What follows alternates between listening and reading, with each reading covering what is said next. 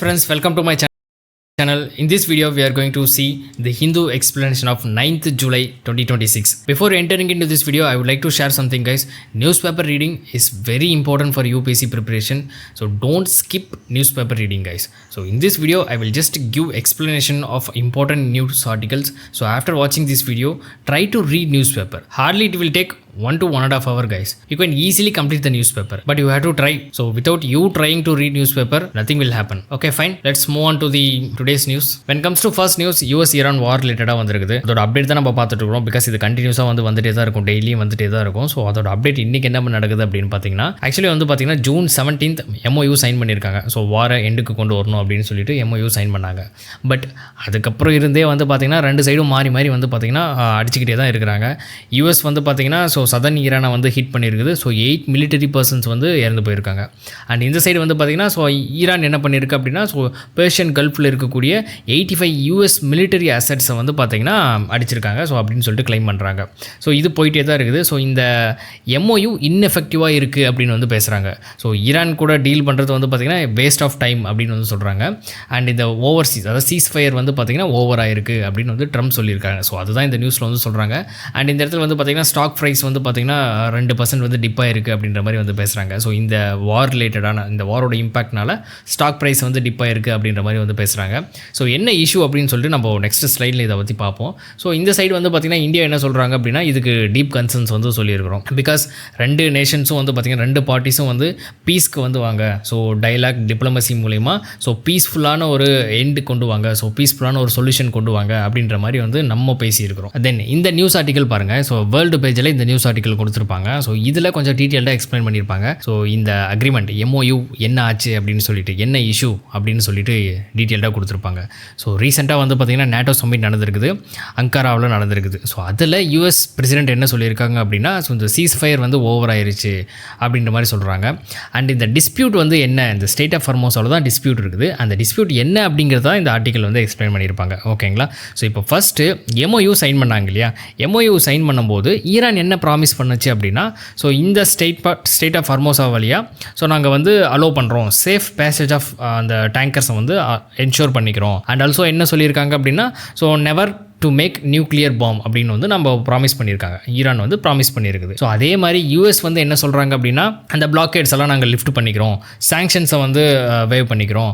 And also ஈரானோட fund பார்த்தீங்கன்னா frozen ஆகிருக்கு இல்லையா? ஸோ அதை ரிலீஸ் பண்ணுறோம் அப்படின்ற மாதிரி ப்ராமிஸ் பண்ணியிருப்பாங்க. ஸோ இப்போது என்ன பிரச்சனை நடந்திருக்குன்னு பார்த்தீங்கன்னா, ஸோ ஃபஸ்ட்டு இங்கே லெபனானில் வார் போயிட்டு இருக்குது, அது ஒரு பிரச்சனை. அண்ட் இன்னொரு விஷயம் என்னன்னா, ஸ்டேட் ஆஃப் ஹார்மோஸாவை யார் கண்ட்ரோல் பண்ணுறது அப்படிங்கிற மாதிரி ஒரு இஷ்யூ. ஸோ இதுதான் மேஜரான இஷ்யூ. இந்த MOU இன்எஃபெக்டிவாக இருக்கிறதுக்கு இதுதான் ரீசன் அப்படின்னு சொல்றாங்க. இப்போ லெபனான்ல என்ன இஷ்யூ அப்படின்னு பார்ப்போம். இப்போ இந்த MOU சைன் பண்ணாங்கல்ல, MOU சைன் பண்ணும்போது ஆர்டிகல் 1ல என்ன சொல்லியிருப்பாங்க அப்படின்னா, இந்த சீஸ் ஃபயர் நம்ம போடுறோம் இல்லையா, இந்த சீஸ் ஃபயர் லெபனானையும் கவர் பண்ணும் அப்படின்ற மாதிரி சொல்லியிருப்பாங்க. இஸ்ரேல் அங்கே வார் பண்ணக்கூடாது அப்படின்ற மாதிரி சொல்லியிருப்பாங்க. ஸோ லெபனானோட அந்த டெரிட்டோரியல் இன்டெகிரிட்டி, சாவர்னிட்டி, ஸோ இது எல்லாமே ரெஸ்பெக்ட் பண்ணணும். இஸ்ரேலோட ட்ரூப்ஸ் அங்கே இருக்கு இல்லையா, ஸோ அதெல்லாம் வித்ட்ரால் பண்ணணும் அப்படின்ற மாதிரி பேசியிருப்பாங்க. பட் அவங்க ட்ரூப்ஸ் வித்ட்ரால் பண்ணியிருக்க மாட்டாங்க. ஸோ இதை கவர் ஆகாது அப்படின்னு சொல்லியிருப்பாங்க. ஸோ இதுதான் அங்கே இஷ்யூ. இப்படி இருக்கும்போது ஈரான் என்ன சொல்லுது அப்படின்னா, இந்த MOU வயலேட் பண்றாங்க அப்படின்ற மாதிரி சொல்லும். சரி, இப்போ இந்த ஸ்டேட்ல என்ன ப்ராப்ளம், இந்த ரூட்ல என்ன ப்ராப்ளம்னு பார்த்தீங்கன்னா, இந்த ஸ்டேட்ல 2 ரூட் இருக்குது கைஸ். ஒன்று ஈரான் கண்ட்ரோல் பண்ணக்கூடிய route,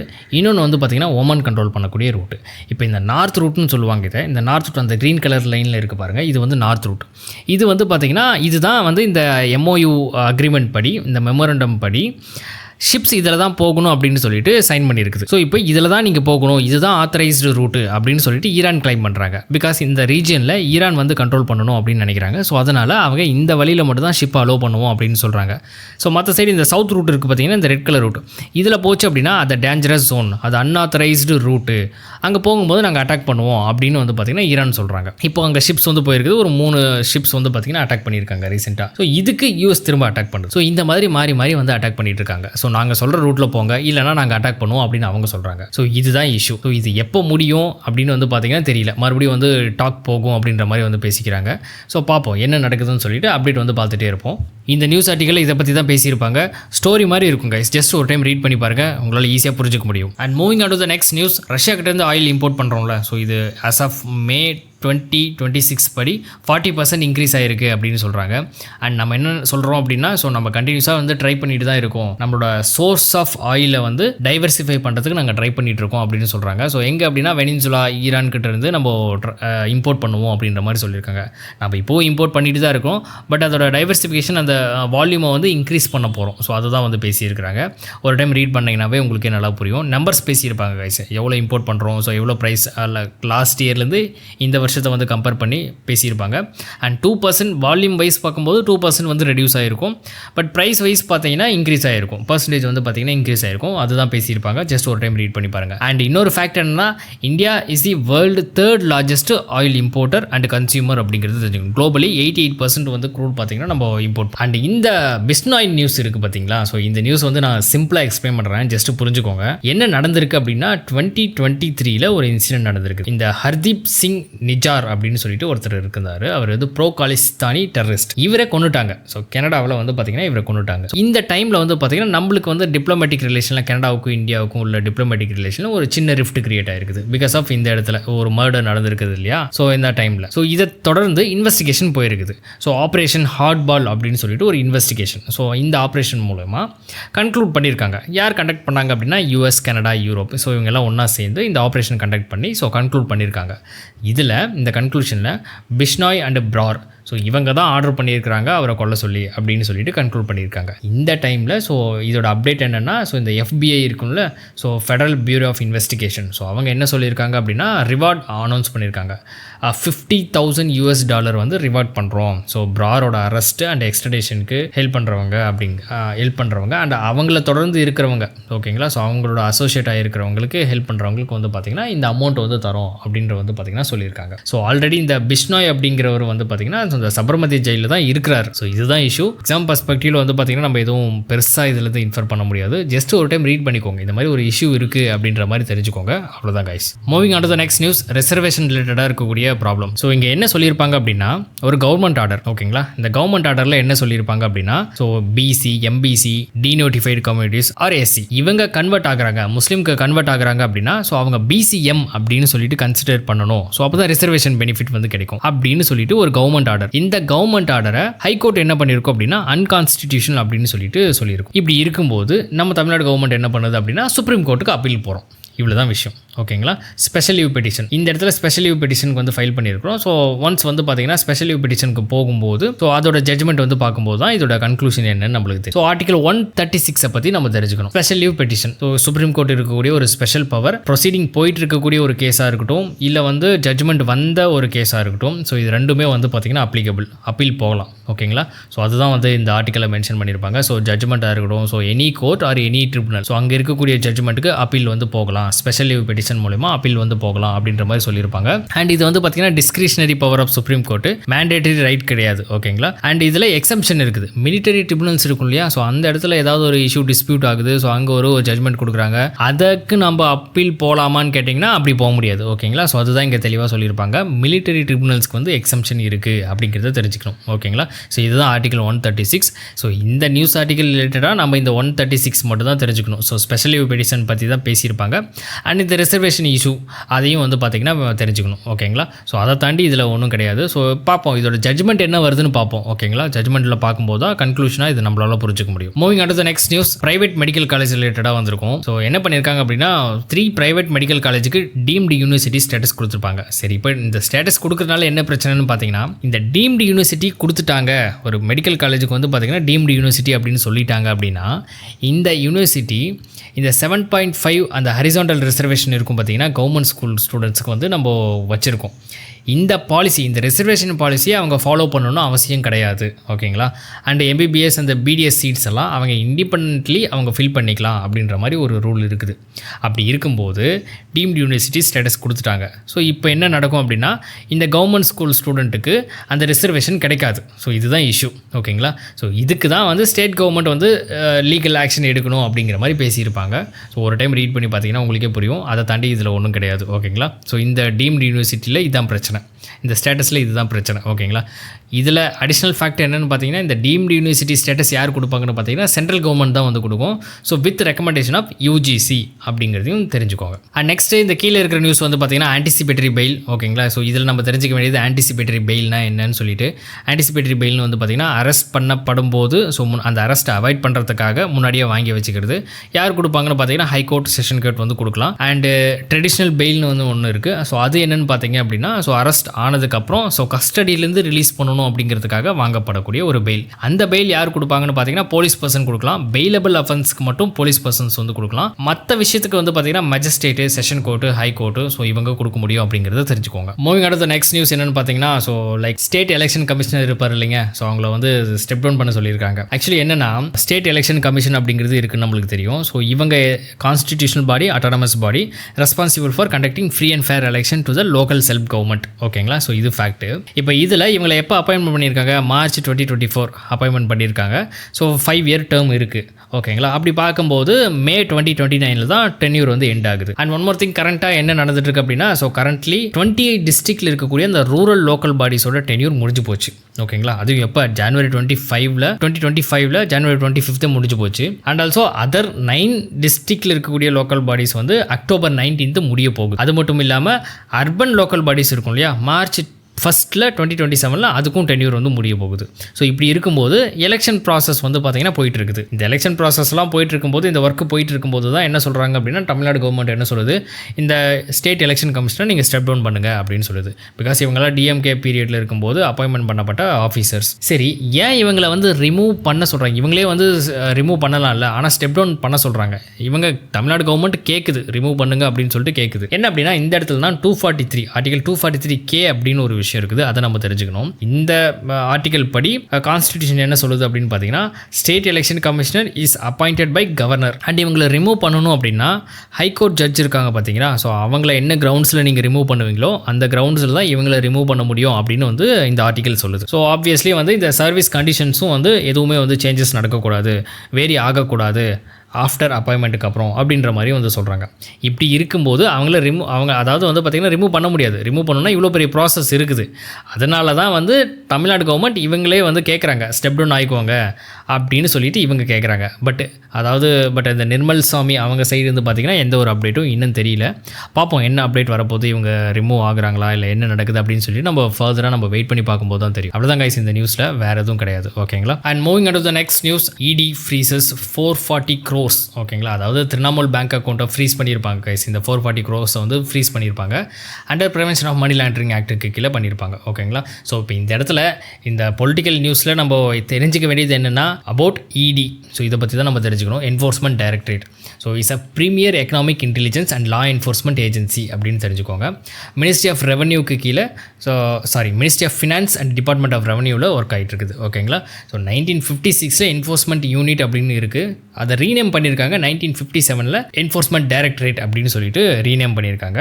it's not a constitution post. ஓகேங்களா? ஸ்டாச்சுரி பாடியும் கிடையாது, கான்ஸ்டியூஷன் பாடியும் கிடையாது, அதை தெரிஞ்சுக்கோங்க மெயினாக. ஸோ இட்ஸ் அ ஸ்டாச்சுரி பாடி அப்படின்னு சொல்லுவாங்க. ஸோ ஓகேங்களா? ஸோ அந்த மாதிரிலாம் எதுவும் கிடையாது. ஸோ மினிஸ்ட்ரி ஆஃப் ஃபினான்ஸுக்கு கீழே ரன் ஆகிட்டு இருக்கக்கூடிய ஒரு பாடி. ஓகேங்களா? இப்போது லா என்ஃபோர்ஸ்மெண்ட் ஏஜென்சி நம்ம பார்த்தோம்ல, எந்த லாவை என்ஃபோர்ஸ் பண்ணுவாங்கன்னு பார்த்தீங்கன்னா foreign exchange management act first, and second என்னென்னு பார்த்தீங்கன்னா prevention of money laundering act. So அதுதான் இந்த நியூஸில் இருக்குது. அண்ட் தேர்ட் என்னென்னு பார்த்தீங்கன்னா ஃபிஜிட்டிவ் எக்கனாமிக் அஃபெண்டர்ஸ் ஆக்ட். இந்த 3 ஆக்டை என்ஃபோர்ஸ் பண்ணக்கூடிய ஒரு பாடி தான் இடி அப்படிங்கிறத ஞாபகம் வச்சுக்கோங்க. ஓகேங்களா? அண்ட் நெக்ஸ்ட் நியூஸ் என்னென்னு பார்த்தீங்கன்னா பிரபானன் டெம்பிள். ஓகேங்களா? இந்தோனேஷியாவில் இருக்கக்கூடிய ஒரு டெம்பிள். அதாவது நம்மளோட பிரைம் மினிஸ்டர் மோடி இந்தோனேஷியா, அதை 3 நேஷன் ட்ரிப்பு போகிறாங்களே, இந்தோனேஷியா, ஆஸ்திரேலியா, நியூசிலாந்து, இந்த 3 நேஷன் ட்ரிப்பு போகிறாங்கல்ல. ஸோ இப்போ இந்தோனேஷியாவில் இருக்கக்கூடிய ஒரு டெம்பிள். இந்த டெம்பிள் வந்து பார்த்திங்கன்னா யுனெஸ்கோ வேர்ல்டு ஹெரிட்டேஜ் சைட்ஸு. ஸோ இதை ரீஸ்டோர் பண்ண போகிறாங்க. ஸோ நம்ம இந்தியாவும் இந்தோனேஷியாவும் சேர்ந்து இதை ரீஸ்டோர் பண்ணுறதா பேசியிருப்பாங்க. ஸோ அவ்வளோதான் இஷ்யூ. ஓகேங்களா? நம்ம side Archaeological Survey of India, ASI Archaeological Survey of India, so போய் பண்ண போகிறாங்க. ஓகேங்களா? ஸோ இதை தாண்டி இதில் பெருசாக எதுவும் இல்லை. இப்போ வந்து பார்த்தீங்கன்னா ஆஸ்திரேலியாவுக்கு போயிருக்காரு. ஸோ அங்கே என்ன பண்ண போகிறாருன்னு சொல்லிட்டு நம்ம பார்ப்போம். ஓகேங்களா, ஜஸ்ட் ஒரு டைம் ரீட் பண்ணிங்க அப்படின்னாவே தெரியும். So moving on to the next news என்னென்னு பார்த்தீங்கன்னா NIA. ஓகேங்களா, சிம்பிள் கைஸ். இதில் என்ன சொல்லியிருப்பாங்க அப்படின்னா, ஸோ கிட்டத்தட்ட ஒரு 20 லொகேஷன்ஸில் இன்வெஸ்டிகேஷன் பண்ண போகிறாங்க. National investigation agency to reduce அந்த டெரரிசம் ரிலேட்டடான ஆக்டிவிட்டீஸை கண்ட்ரோல் பண்ணணும் அப்படின்றதுக்காக. ஓகேங்களா, இப்போ இந்த இடத்துல வந்து பார்த்தீங்கன்னா நேஷனல் இன்வெஸ்டிகேஷன் ஏஜென்சி. ஸோ இவங்களை நம்ம தெரிஞ்சுக்கணும். So counter terrorism law enforcement agency அப்படின்னு தெரிஞ்சுக்கோங்க. எங்கே யாருக்கு கீழே இருப்பாங்கன்னு பார்த்தீங்கன்னா மினிஸ்ட்ரி ஆஃப் ஹோம் அஃபேர்ஸ்க்கு கீழே இருக்கக்கூடிய ஸ்டாச்சுட்டரி பாடி அப்படின்னு தெரிஞ்சுக்கோங்க. நேஷனல் இன்வெஸ்டிகேஷன் ஏஜென்சி ஆக்ட் 2008க்கு கீழே இருக்கக்கூடிய ஒரு ஏஜென்சி. ஓகேங்களா, இப்போ இது ஏன் கொண்டு வந்திருப்பாங்க அப்படின்னு பார்த்தீங்கன்னா 2008 26/11 மும்பை டெரர் அட்டாக்னு சொல்லிட்டு ஒன்று நடந்துச்சு இந்தியாவில். ஓகேங்களா, ஸோ அதுக்கப்புறம் தான் நம்ம ரியலைஸ் பண்ணியிருப்போம் ஒரு சென்ட்ரலைஸ்டு ஏஜென்சி இல்லை, இந்த டெரரிசம் ரிலேட்டடான விஷயங்களை ஹேண்டில் பண்ணுறதுக்கு ஒரு சென்ட்ரலைஸ்டு ஏஜென்சி இல்லை. ஸோ நம்ம அதை க்ரியேட் பண்ணணும் அப்படின்னு சொல்லிட்டு நம்ம ரியலைஸ் பண்ணியிருப்போம். அந்த டைமில் க்ரியேட் பண்ணப்பட்ட ஒரு பாடி.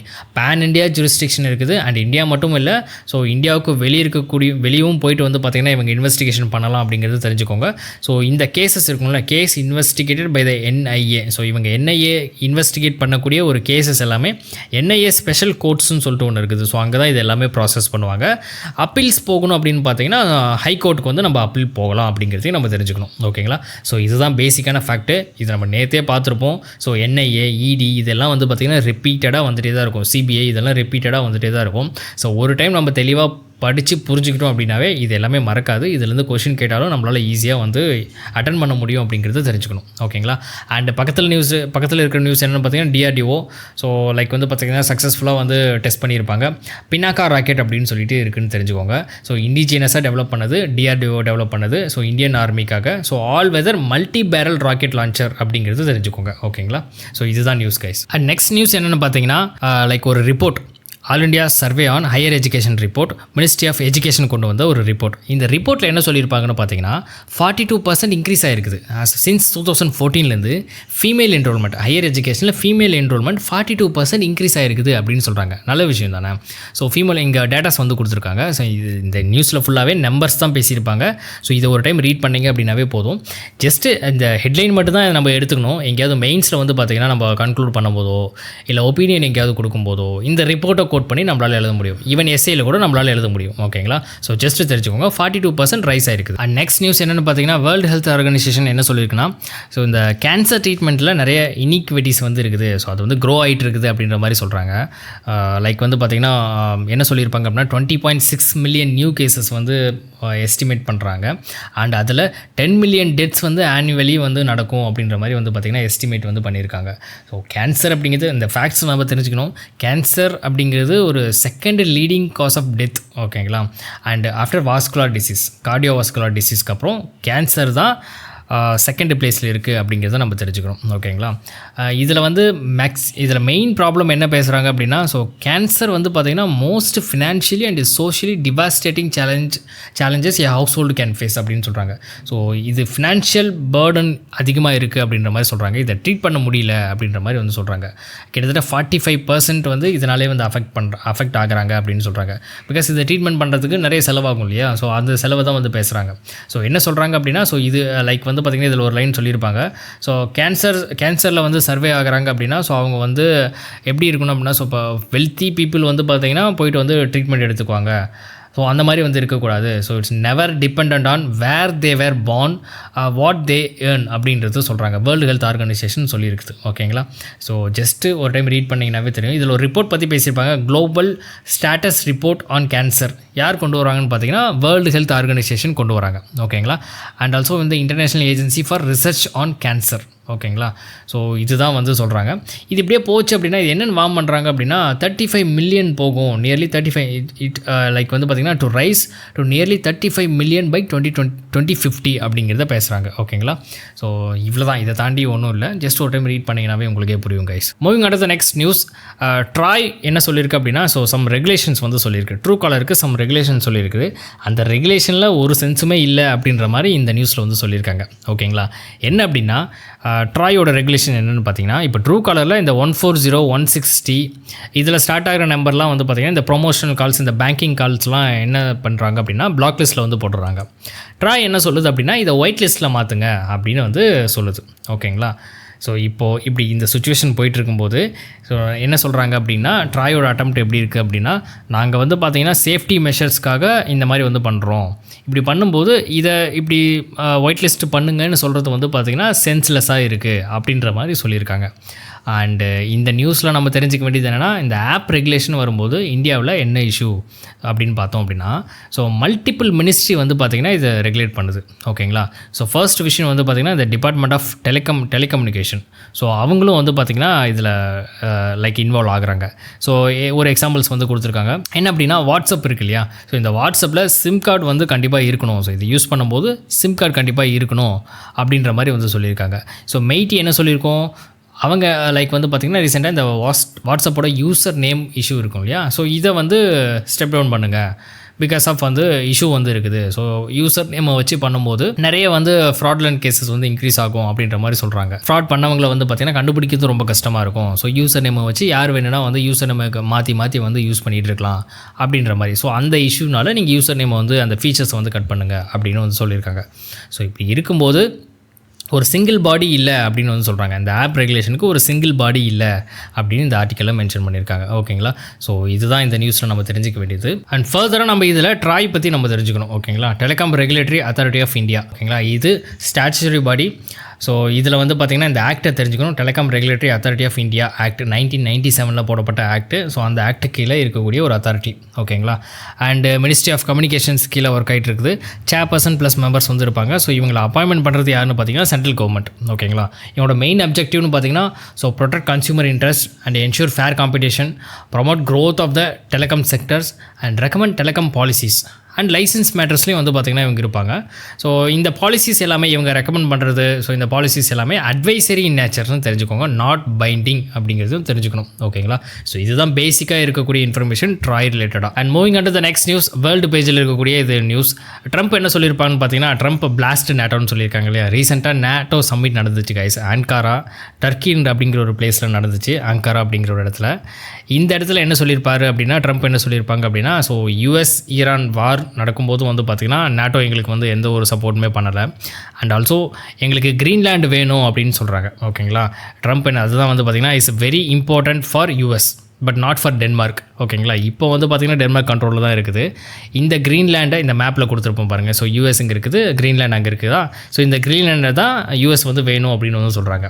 அதுக்கு டென்மார்க் என்ன சொல்கிறாங்கன்னு பார்த்தீங்கன்னா நாங்கள் நேட்டோ அதாவது டிஃபெண்ட் எவ்ரி இன்ச் அந்த டைட்டிலுக்கு என்ன சொல்கிறாங்கன்னு பார்த்தீங்கன்னா டென்மார்க் வந்து பார்த்திங்கன்னா நேட்டோவில் ஏதாவது ஒரு பிரச்சனை இருக்குது அப்படிங்கும்போது அதையுமே வந்து நாங்கள் வந்து ப்ரொடெக்ட் பண்ணுவோம், டிஃபெண்ட் பண்ணுவோம். அண்ட் ஆல்சோ எங்களுக்கு ஏதாவது ஒரு சுச்சுவேஷன் வரும்போது அதையும் நாங்கள் வந்து ப்ரொடெக்ட் பண்ணிப்போம். ஸோ தட் இஸ் வந்து கிரீன்லேண்ட் வந்து எங்கள் கண்ட்ரோலில் இருக்குது அப்படின்ற மாதிரி இவங்க சொல்லியிருக்காங்க. ஸோ இதுதான் இதை பற்றி இதுதான் பேசியிருப்பாங்க. நம்ம இதை பற்றி அப்டேட் வரும்போது நம்ம பார்ப்போம். ஓகேங்களா.